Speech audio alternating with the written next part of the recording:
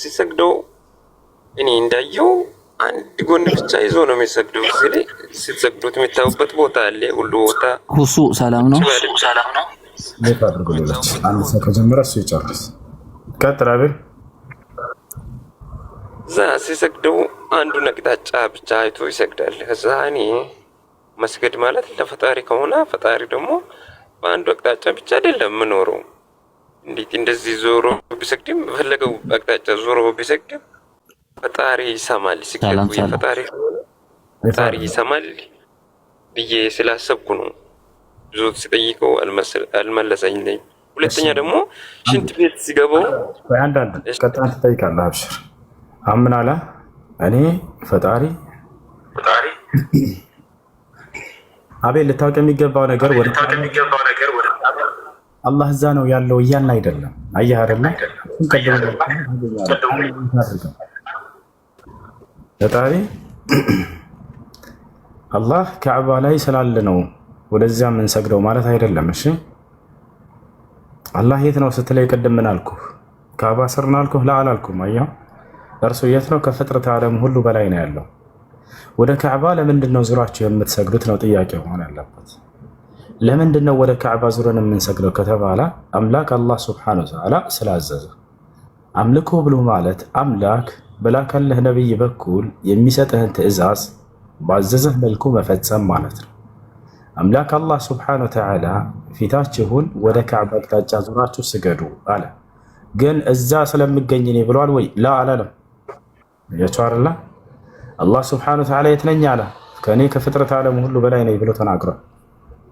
ያ እና አላህ በቁርአን ላይ ሲናገር ይላል ፈወሊ ወጅሀከ ሸጥረል መስጂዲል ሐራም ይላል። ሶላትን በምትሰግድ ጊዜ ፊትህን ወደ ቂብላ አቅጣጫ ዙረህ ስገድ አለ። ይህ ድንጋጌ ለኛ ብቻ ነው ወይ? አይደለም። ለአብርሃም፣ ለኢስማኤል፣ ለኢስሐቅ፣ ለያዕቆብ ለቀደሙት ነቢያት ሁሉ የተደነገገ ነው። ማስረጃ እንዳውም አብርሃም ሰርተታል። ያንን ካዕባ የሰራው ከመጀመሪያው ከሰው ልጅ ታሪክ ጀምሮ ከአደም ጀምሮ አለ። አብርሃም ራሱ እንደገነባው ማስረጃ ይስታል። ወዐሂድና ኢላ ኢብራሂም ወኢስማዒል አን ጠሂራ الطائفين والقائمين والركع السجود وفي سورة البقرة والعاكفين والركع السجود وفي سورة الحج والقائمين والركع السجود إبراهيم عليه السلام سرتها لأن كعبة لمن اندمي سراهم الله نجره مكنياته لهولت على مانا عندنا للطائفين يحج سنة سرعات لم يسروا سوش طواف لم يدركوا لم يزوروا سوش أيه كسلمنا مسارتوش لهولت مسارتوش ما فتسميع سفراء يكون زندنا يتسرعوا አንደኛ የሐጅ ስነ ስርዓት አይተህ ከሆነ በአመት አንድ ሙስሊሞች ወደዛ ይሄዱ ሐጅ ያደርጋሉ። አንደኛ ለሐጅ መፈጸሚያ። ሁለተኛው ዓላማ ደግሞ ምንድነው? ወልቃኢሚን ይላል። ሶላትን ቆመው በእርሱ ተዘሮ ለሚሰግዱ ሰዎች እንዳቅጣጫ እርሱ የአምልኮ መፈጸሚያ አቅጣጫ እንጂ አላህ እዚያ ስላለ አይደለም የምንሰግደው። እሺ አላህ የት ነው ከተባለ ከፍጥረት ዓለም ሁሉ በላይ ነው ያለው። ነገር ግን ወደዚያ ዙራ የምንሰግደው አምላክ በላከልን ነብይ በኩል ሶላትን ስትሰግዱ ጊዜ ወደዚያ አቅጣጫ ዙራቸው ስገዱ ስላለ ነው እንጂ እዚያ አላህ ስላለ ነው ብለን አይደለም በፍጹም። ያ ነው። ምናልባት ክርስቲያን ስለሆንክ አንተ ባትጠይቀኝም ስለ መጽሐፍ ቅዱስ ላንሳለ ወደ ቅዱስ መቅደስህ ወደ ቤትህ ዙሬ እሰግዳለሁ ይላል ዳዊት። እግዚአብሔር እዛ ቤት ውስጥ ስላለ ነው ወይ? አይደለም። ነገር ግን ወደዛ ወደ ቅዱስ መቅደሱ ዙሮ ይሰግድ ነበር። ያ ነው። ለምን ከተባለ አምላክ ስላዘዛቸው ያንን ወደዛ ዙራችሁ አምልኮ ፈጽሙ ስላለ። ዮሐንስ ወንጌል ምዕራፍ 4 ቁጥር 19 ላይ ኢየሱስ ክርስቶስ ስግደት ወደ ኢየሩሳሌም እንጂ ወደ ሌላ እንዳትሰግዱ ብሏቸው ነበር። በኢየሩሳሌም ውስጥ እዛ ቤተ መቅደስ ውስጥ ስላለ ነው እግዚአብሔር ማለት ነው? አይደለም።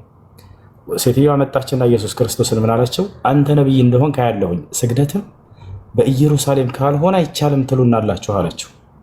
ኧረ እኔ አላልኩም ወደ ፈለጋችሁበት ስገዱ አላለም ኢየሱስ ክርስቶስ። አምኖ ተቀበለ ይሄን ነገር። አየህ አይደለም? ስግደት ወደ አንድ ቦታ መታዘዙ በመጽሐፍ ላይ ያለ ነው። ኦኬ ኢየሩሳሌም ብቻ ነው ያለው እግዚአብሔር ማለት ነው ብለህ አይደለም ነው የምትለው። ለምንድን ነው ታዲያ ኢየሱስ በዚያ ብቻ ስገዱ ያላቸው? ትእዛዝ ስለሆነ ነው። ከአምላኩ የተቀበለው ትእዛዝ ስግደት በኢየሩሳሌም ነው የሚሆነው በእነርሱ ዘመን። ገብቶሃል አይደለ? በነብዩ ሰለላሁ ዐለይሂ ወሰለም ጊዜ ደግሞ አላህ ሱብሓነሁ ወተዓላ የሚገርምህ መጀመሪያ ላይ ምንድን ነው የታዘዙት? ወደ ኢየሩሳሌም ዙረህ ስገድ የሚል ነበር፣ ልክ እንደቀደሙት ነብያት። ከዚያ አላህ ሱብሓነሁ ወተዓላ ትእዛዙን ወደ ካዕባ አሁን ደግሞ ዙር አላቸው። እዛው ቀጥለው እያለኝ ነው ክርስቲያኖች ኦርቶዶክስ እንዳውም ልቀጥልልህ የነብዩ ሰለላሁ ዐለይሂ ወሰለም ነብይነት የሚያረጋግጥ ነው። ከዚያ ኢየሱስ ክርስቶስ ምን አለ? አንቺ ሴት ሆይ አላት፣ እመኚኝ ወደፊት በኢየሩሳሌም የማትሰግዱበት ጊዜ ይመጣል አላት። መቼ? ወደፊት ምን በኢየሩሳሌም የማትሰግዱበት ጊዜ ይመጣል፣ ሌላ የስግደት አቅጣጫ የሚቀየርበት ጊዜ ይመጣል እያላት ነው። በማን ነው የትንቢት የተፈጸመው? ነቢዩ ሰለላሁ ዐለይሂ ወሰለም ላይ ማስረጃ ቃለ ሰሓቦች እንዲህ አሉ صلينا مع رسول الله صلى الله عليه وسلم إلى بيت المقدس نحو 16 شهرا أو 17 شهرا ثم أمر باستقبال القبلة فاستقبلنا صحابوች ምን አሉ? የመጀመሪያ ስግደት ላይ ከነቢዩ ሙሐመድ ሰለላሁ ዐለይሂ ወሰለም ጋር ለ16 እና ለ17 ወራት ያክል ወደ ኢየሩሳሌም አቅጣጫ ዙራቸው ስገዱ ተብለን ሰግደን ነበር። ከዚያም የስግደት አቅጣጫው ከኢየሩሳሌም ወደ ካዕባ አቅጣጫ ይዞር የሚለው ትእዛዝ መጣ። ወደዚያም ዞረን ሰገድን አሉ። ኢየሱስ ቀድሞ ምን ትንቢት ተናግሮ ነበረ? አንቺ ሴት ሆይ ወደፊት ከኢየሩሳሌም የማትሰግዱበት ጊዜ ይመጣል ብሏት ነበር። በማን ላይ ተፈጸመ? በእርሳቸው። ይህን ይመስላል። እሺ እኔ የመጽሐፍ ቅዱስ ጥያቄ መጠየቅ አልፈለግኩም ነበር። ከወሰድከኝ ይልቅ ጠይቀው። እሺ መጽሐፍ ቅዱስ ውስጥ ያለውን እውነታ እንደዚህ አውራይ መጽሐፍ ቅዱስ መጽሐፉ ሲል ማተሙ መጽሐፉ እውነት ነው ወይስ እውነት አይደለም ብለህ ታምናለህ? እውነት ካልከው ጥያቄ ብዙ ጥያቄ ያለ የሚጠይቀው መጽሐፉ ማለት ነው። በእርሱ ውስጥ እውነታዎችም አሉ፣ ሐሰቶችም አሉ። ተከላከለ አላህ ሱብሓነሁ ወተዓላ በቁርአን የአህሉ ኪታብ የተልቢሱነ አልሐቅ ቢልባጢል ብሏቸዋል። እናንተ የመጽሐፉ ሰዎች ሆይ ለምን እውነትን ከሐሰት ትቀላቀላላችሁ ይላል። እውነትም አለ ሐሰትም አለ። ለምሳሌ የነገርኩህ እውነት ልክ እንዲሁ ደግሞ ኢየሱስ ክርስቶስ በድንግልና መወለዱ፣ ሙታንን ማስነሳቱ፣ ማየትን የተሳናቸውን ማብራቱ፣ ሙሴ፣ አብርሃም፣ ይስሐቅ፣ ያዕቆብ የሚባሉ ጻድቆች መኖራቸው ይሄ ሁሉ እውነት ነው። ይሄ ሁሉ እውነት ነው። ግን እሱ አምላክ መሆኑን መግለጹ ብቻ ነው ውሸት የሆነ? ሲጀመር እሱን አልተናገረም ኢየሱስ ክርስቶስ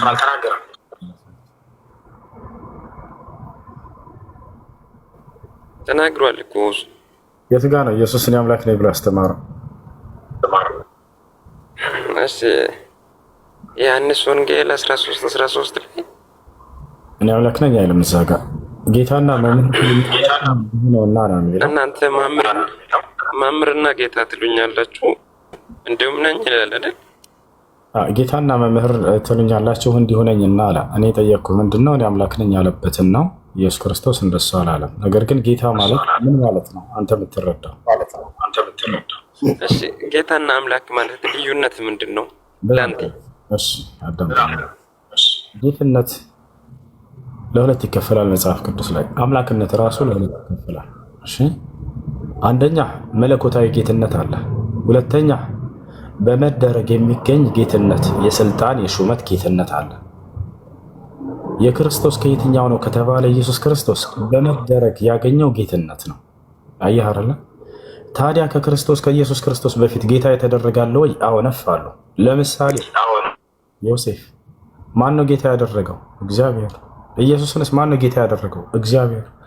ማስረጃ የሐዋርያት ሥራ ምዕራፍ 2 ቁጥር 36 ላይ እግዚአብሔር ኢየሱስን ጌታ አደረገው ይላል። ኦሪት ዘፍጥረት ምዕራፍ 45 ቁጥር 9 ላይ እግዚአብሔር ዮሴፍን ጌታ አደረገው ይላል። ልክ ኢየሱስ ዮሴፍ በተባለበት ኢየሱስንም ጌታ ተደረጉ ነው የሚላቸው። ስለዚህ የክርስቶስ ጌትነት በመደረግ ያገኘው ጌትነት ነው። የስልጣን ጌትነት፣ የሹመት ጌትነት ማለት ነው። ያ ታዲያ የሰማይ የምድር ጌታ ማን ነው ከተባለ ኢየሱስ ራሱ ይናገር። ማቴዎስ እና ሉቃስ ላይ ኢየሱስ ክርስቶስ ምን አለ? ወደ ሰማይ ቀጥ ብሎ አባት ሆይ የሰማይ የምድር ጌታ አንተ ነህ አለ። አየህ አይደል? የክርስቶስ ጌትነት ከተባለ በመደረግ የተገኘ ጌትነት ነው።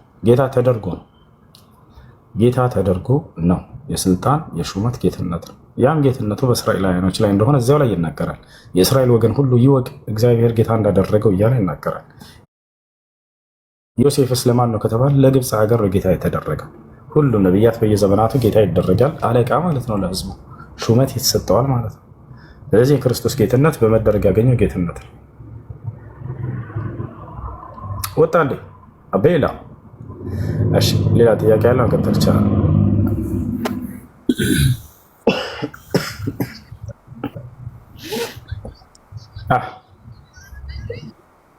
ሄሎ ወለካ ነው እሱ ሰላም ነው። እንዴት ነህ? አልሐምዱሊላህ። ቅድም ስለ ነብዩ ስለ ሙሴ ማለት ነው ስለ ግብፃውያን ወይም ሰላም አለይኩም እሺ ቀጥል። ዋሲውን አንድ ዋሲ እስራኤል ከግብፅ ባርነት ነፃ እንዳወጣችሁ ወይም ደግሞ እሱ ደግሞ በአላህ ትእዛዝ ደግሞ እንዳወጣችሁ ምናምን አስረድተው ነበር ላቤላ ማለት ነው። እሺ እኛ በእግዚአብሔር ዘንድ ወይም ደግሞ ቅዱስ ሚካኤል በእኛ በመጽሐፍ ቅዱስ እንደዛ ብሎ ከእግዚአብሔር ቅዱስ ሚካኤል ተልኮ እንዳወጣቸው በሳት ተጋርዶለት ምናምን ነው።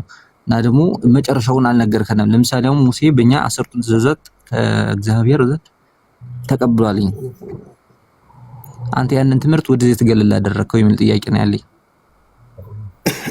ጳውሎስ ነው ገለል ያደረገው፣ እኔ አይደለም። እኛ እንዳሁን እንቀበላቸዋለን እነዚያ 10ቱ ትእዛዛቶች። ጳውሎስ ግን ገለል አድርጎታል። መርግም ነው ብሎ ይገልጸዋል። የሙሴን ሕግ እንዳለ ማስረጃ ላሳየ። ገላትያ 3:13 ላይ አወጣዋል። ምን ብሎ የሙሴን ሕግ እንደሚገልጽ መርግም ነበር ያ ሕግ እያለ ያጣጥለዋል። ይወጣል አይደል? እኛ እስከተባለ እነዚያ 10ቱ ትእዛዛቶች ሁሉ እናጸድቃቸዋለን። ይሄ ነው ጳውሎስ ሕጉን ብቻ ሳይሆን ጳውሎስ ሕጉ ያንን ክርስቶስንም ጭምር መርገም ነው ብሎ ይናገራል። ክርስቶስ የተረገመ ነው ብለህ ታምናለህ አንተ? ያ ሕግ የሙሴ ሕግ መርገም ነው ያወረሰን ብለህ ታምናለህ አንተ? አለም ጳውሎስ ግን ያምናል። ላሳይ መጽሐፍ ቅዱስ ላይ ማስረጃ። ክርስቶስንም እነዚያንም ሕጎች መርገም ናቸው እያለ ያጣጥራቸዋል። ጭራሽ ክርስቶስን ወላሂ አንድ ሙስሊም ክርስቶስ መርገም ነው የተረገመ ነው ቢል ከእስልምና ይወጣል ብለን ነው እኛ የምናምነው። ክርስቶስ የተከበረ ነው ብሎ ነው ቁርአን የሚነግረን። የሚገርም ጳውሎስ ግን የተረገመ ነው አለ። ኢየሱስን መጥቶ መርግም ነው ኢየሱስ አለ። ሕጎችን ምንድን ናቸው አለ? መርግም ናቸው እነዛ። ያ ይናገራል። ማስረጃ ላሳይ። እሺ ገላትያ 3:13 ምን ይላል ጳውሎስ? ያውና እዚህ ጋር 13 ይታያቸዋል።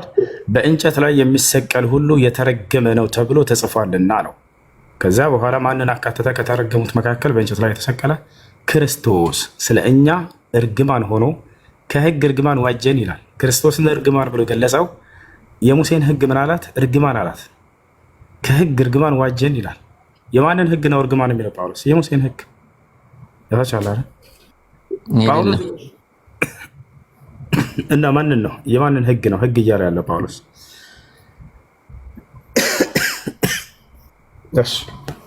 ዝቅ አድርገው እንጂ ሁሉን ጠቅላምበው። አንተ እኮ ስለ መርገም ብቻ እንዳመጣህ ነው እንጂ ከላይ ጀምረህ ማንበብ ያለብህ እንጂ ዝም መዘል መርገም ብቻ የምታውን እኮ ነው ያነበብካት አንተ። አይደለም መርገም የሚለውን ብቻ አይደለም፣ ክርስቶስን እርግማን ነው ይለዋል። ምን ትላለህ? እሱ እንደዛ ያለ መጽሐፍ ቅዱስ በዛ አይደለም የሚተረጎም እኮ። አልተረጎምኩም፣ ቃሉን ያነበብኩት እኔ። እሺ በእንጨት ላይ የሚሰቀል ሁሉ የተረገመ ነው ተብሎ ተጽፏልና አለ። ክርስቶስ ስለ እኛ እርግማን ሆኖ አለ። ማንን ነው ጳውሎስ ክርስቶስ እርግማን ነው ያለው?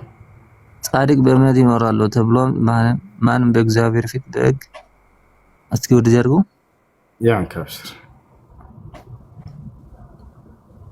ምንድነው የመከለ ጀምር እስከምበው አወርዶታል። ትይ ወረዳ ወረድ ከየት አወርዶ 11 ነው የሚጀምረው እኮ። እሺ ከስንት ልጀምርልህ? ምንም የሚቀይረው ነገር የለም። ወደ ላይ እስከምበውስ የትኛው 11 ላይ ጀምሮ መሰለኝ የሚያስበው። እሺ ያው ከ11 ጀምሮ አንብብና አስረዳሽ። ማስረዳት የምትፈልገው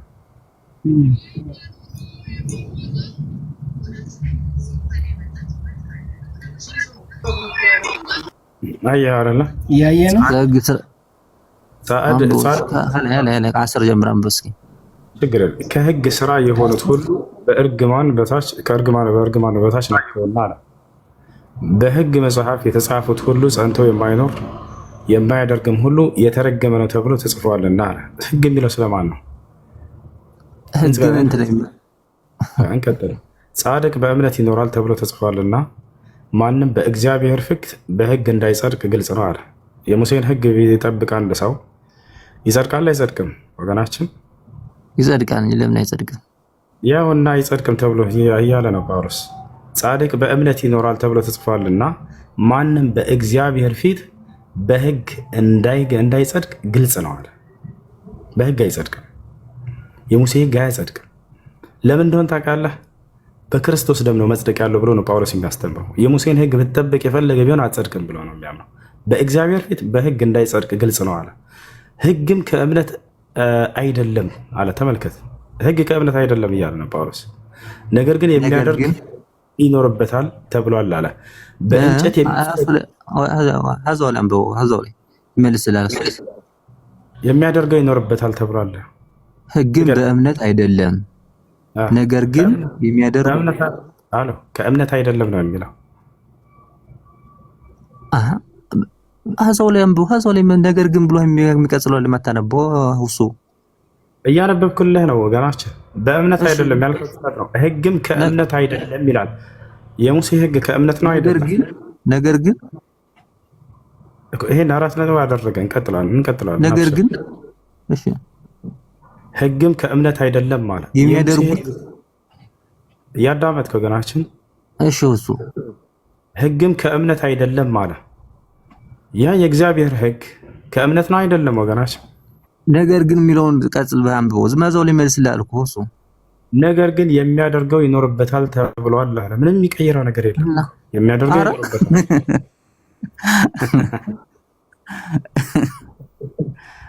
እያሳቀ ነው።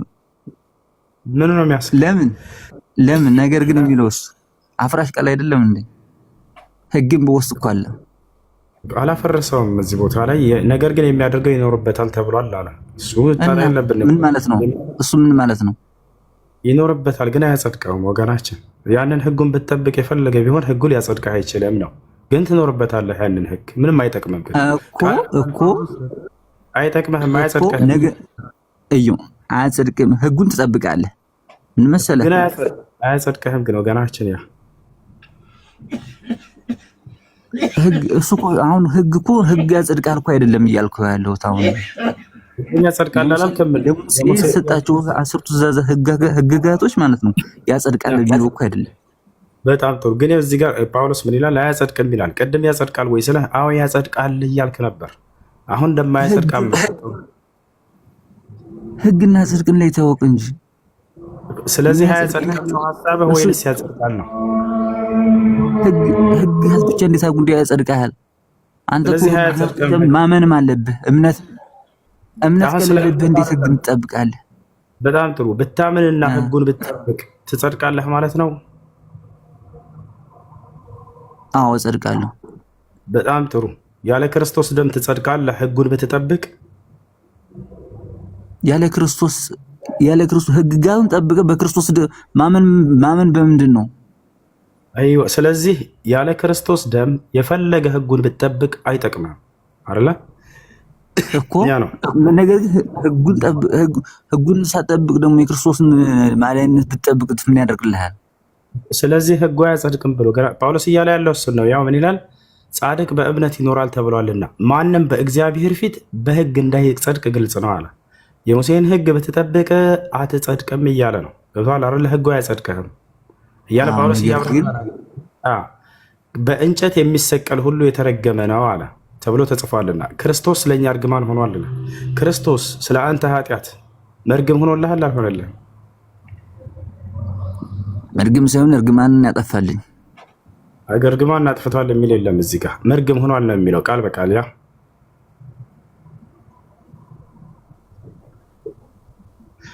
ኢየሱስ ክርስቶስ የተረገመ ነው ብለህ ታምናለህ አንተ?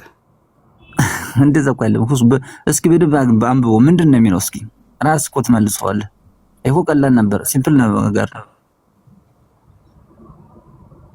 መርግም ሆኗል እያልኩ ያና መርግም ሆኖ በእንጨት ላይ የሚሰቀል ሁሉ የተረገመ ነው ብለህ ታምናለህ አይደል አንተ? አሎ በእንጨት ላይ የሚሰቀል ሁሉ የተረገመ ነው ብለህ ታምናለህ። ኢየሱስ ክርስቶስ በእንጨት ላይ ተሰቅሏል አልተሰቀለም?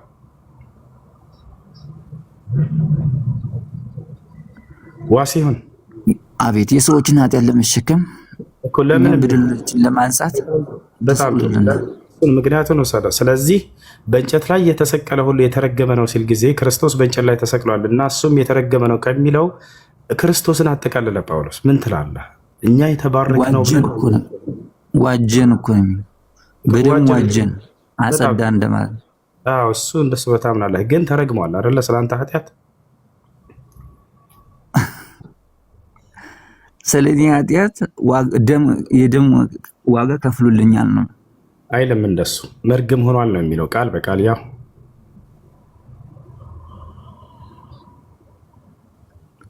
ቀጥለም ብሎ መርገም ሆኗል ይላል። አንተ የተረገመ ነው ብለህ ታምናለህ ወይ? ክርስቶስ አንተ መርገም የሚለውና ጨርሳም ብሎ ሲመርገም የሚለው አንተ እኮ መጽሐፍ ቅዱስ እንደፈለገ አጥብቀህና ላልት በምታነበው ጊዜ ሙአጅን እኮ ነው የሚለው። አንብቦስ ጨርሰህ በእንጨት የሚሰቀለው ሁሉ የተረገመ ነው። ያጠበቅኩትና ያላለሁት የትኛውን ነው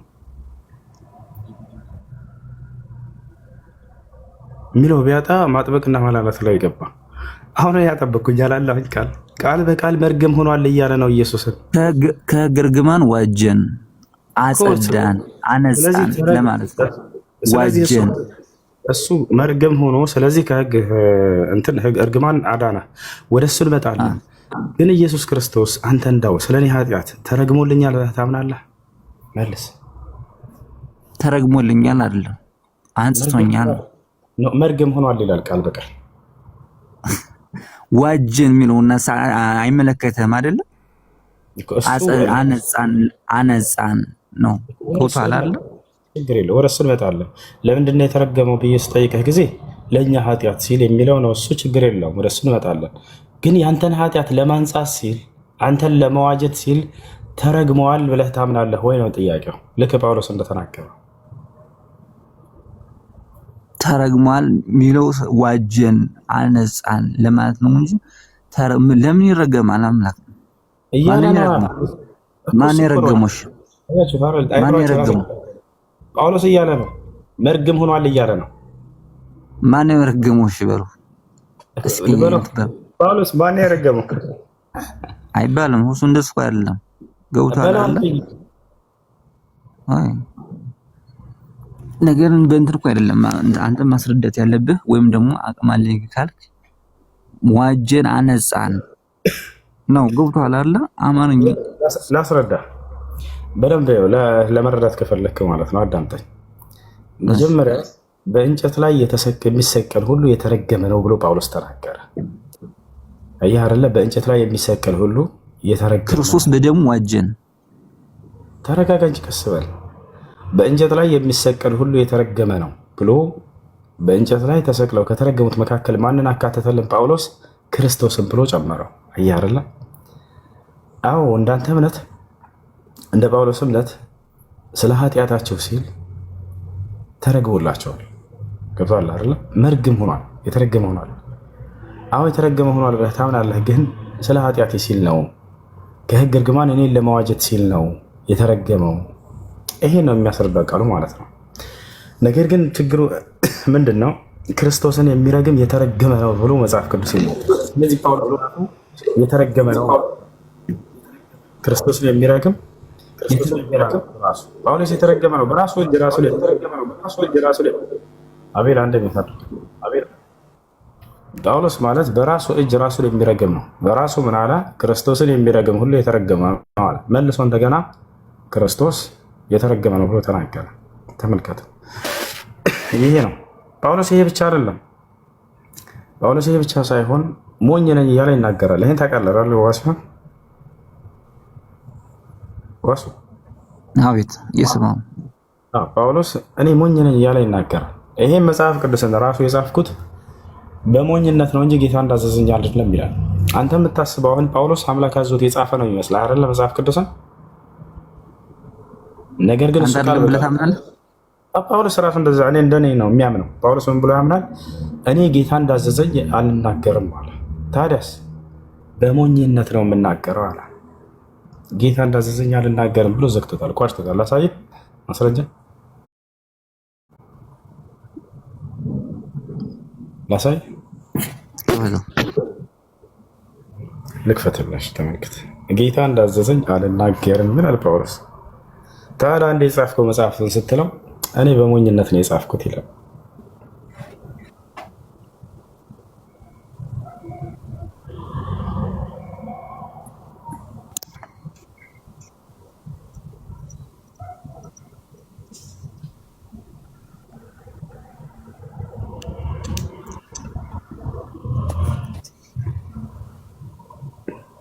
እሺ ያውና እዚህ ጋር ጳውሎስ ምን ይላል?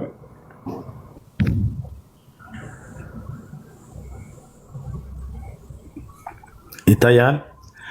እንደዚህ ታምኜ ስመካ የምናገረው በሞኝነት እንጂ ጌታ እንዳዘዘኝ አልናገርም። ያ ሰላም፣